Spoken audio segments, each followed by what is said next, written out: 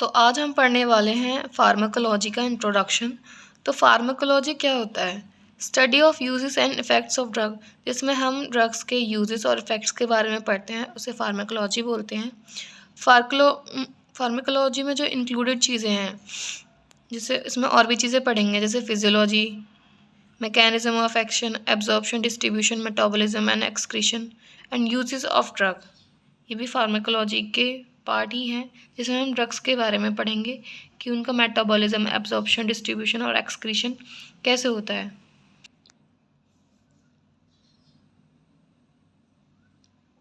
Absorption के बारे में, डिस्ट्रीब्यूशन के बारे में, मेटाबॉलिज्म के बारे में और एक्सक्रीशन के बारे में, यूजेस ऑफ ड्रग, ये सब फार्माकोलॉजी में पढ़ते हैं।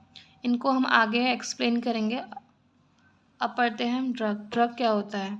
एक केमिकल सब्सटेंस होता है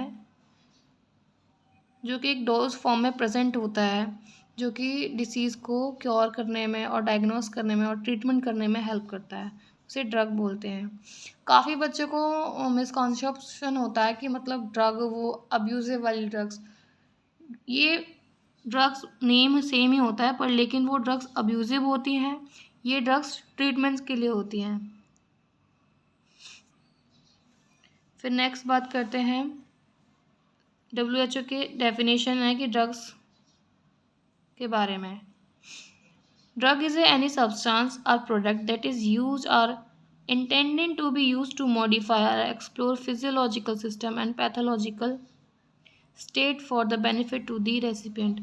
मतलब कोई भी सब्सटेंस जिससे जो अनदर बॉडी है या फिर अनदर पर्सन है या रेसिपिएंट है उसको बेनिफिट मिल रहा है, उसी को हम ड्रग बोलते हैं। तो आज का जो हमारा मेन टॉपिक है वो है ड्रग नॉमेनक्लेचर। तो हम पढ़ेंगे नामकरण के बारे में कि ड्रग्स के नेम्स कैसे लिखे जाते हैं।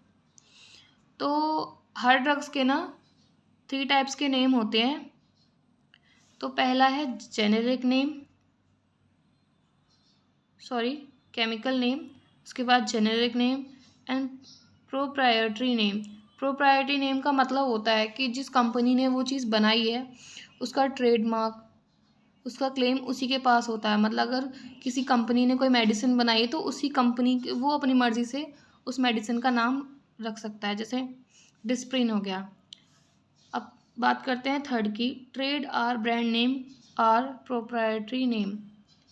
प्रोप्राइटरी का मतलब मैंने आपको बता ही दिया है, वही जो कंपनी अपना ट्रेडमार्क वगैरह देती है, खुद ही मेडिसिन का नाम रखती है। अब बात करते हैं केमिकल नेम की, क्योंकि 3 थे वो मैंने आपको बता दिया और 1 बाय 1 हम पढ़ेंगे। सबसे पहले है chemical name. These names are given based on the chemical constitution of drugs. ये जो नाम है ड्रग्स के, वो केमिकल कॉन्स्टिट्यूशन मतलब उसमें कौन कौन से केमिकल्स हो उसके बेसिस पे उसके नेम्स रखे जाते हैं। इनको केमिकल्स नेम को याद करना थोड़ा डिफ़िकल्ट होता है, तो इसीलिए इतने ज़्यादा पॉपुलर नहीं होते। फॉर एग्ज़ाम्पल के लिए एसिटाइल सैलिसिलिक एसिड काफ़ी टफ है, इसको मोस्टली बच्चे याद नहीं रख पाते हैं। अब बात करते हैं जेनेरिक नेम यानी नॉन प्रायोरिटी, जो कंपनी खुद ही मैन्युफैक्चर करती है तो फिर वो अपने आप ही उस चीज़ का नाम करती है, पर लेकिन ये नॉन प्रायोरिटी है, मतलब कंपनी का कोई भी इसमें वो इंक्लूडमेंट नहीं है।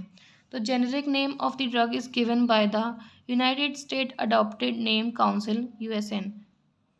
जेनेरिक नेम ही सॉल्ट नेम होते हैं, याद करने में आसानी होती है, इसलिए मतलब हमारे जो सीनियर्स वगैरह हैं यही बोलते हैं कि आपको सॉल्ट्स नेम याद ही होने चाहिए। कंपनी के जो नेम्स हैं वो याद होना कंपलसरी नहीं है, बस आपको सॉल्ट नेम याद होने चाहिए। फॉर एग्जाम्पल के लिए एस्पिरिन। अब बात करते हैं थर्ड, ब्रांड नेम और ट्रेड नेम। ये ड्रग के नाम है जो कंपनी मैन्युफैक्चर करती है, उनके नाम पर ड्रग होती है, जैसे कि फॉर एग्जाम्पल डिस्प्रिन। तो आज के लिए इतना ही, ये पार्ट 1 है। हम पूरा कंप्लीट करेंगे फार्माकोलॉजी। ये इंट्रोडक्शन पार्ट था और नॉमेनक्लेचर का मेन टॉपिक का पार्ट था। आई होप आपको समझ में आया होगा। मिलते हैं नेक्स्ट वीडियो में। कमेंट करके बताना अगर आपको किसी भी क्वेश्चन में या फिर किसी भी पॉइंट में डाउट लग रहा हो, कुछ समझ में ना आया हो तो आप मुझे बता सकते हैं।